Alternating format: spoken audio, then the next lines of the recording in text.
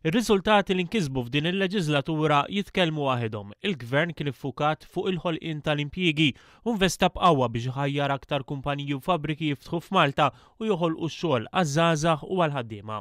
Il-Gvern għen lil min diġà għandu investiment f'Malta biex jimpjega u jinvesti aktar, tfasslu skemi ta' għajnuna finanzjarja u tnaqqis fl-income tax għas-self-employed u n-negozji żgħar f'pajjiżna.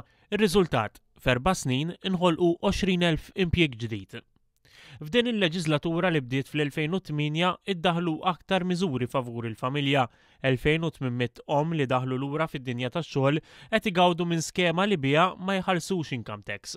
Persuni li jirtiraw issa jistgħu jibqgħu f'impjieg u minn barra l-paga jieħdu pensjoni sħiħa bil-pensjoni fl-aħħar snin żdiedet b'1,000 €.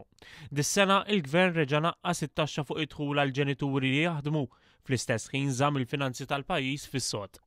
Il-Gvern kompla investi aktar fl-edukazzjoni b'faċilitajiet ġodda fil-klassijiet, apparat ta' xjenza, laboratorji ġodda. F'4 snin infetħet skola ġdida kull sena u f'Settembru se tiftaħ il-5 waħda waqt li qed jinbena kampus ġdid tal-Lemkas b'investiment kbir ta' 120 miljun euro.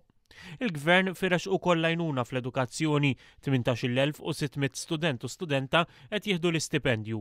Barra minn hekk, 10 snin ilu inqas minn 50% taż-żgħażagħ kienu jkomplu jistudjaw wara l-Form 5, illum dawn żdiedu għal 73%. Fil-qasam tas-saħħa żdiedu s-servizzi, fil-Mater Dei aktar pazjenti qed jingħataw kura b'xejn, is-sena l-oħra saru kważi 44,000 operazzjoni, 11,000 aktar milli kienu jsiru fl-Isptar San Luqa.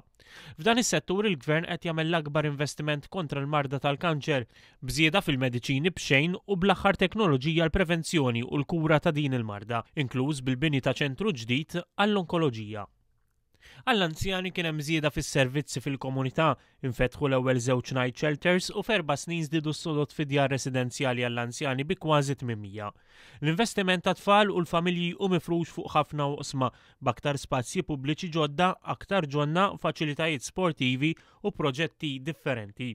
Kif spjega l-Prim Ministru fil-konferenza tal-aħbarijiet, is-sena l-oħra kienet karatterizzata wkoll minn taqlib politiku f'pajjiżi ġirien li għalih Malta wieġbet b'deċiżjonijiet tajbin u għenet lil dawn il-popli fosthom il-Libja.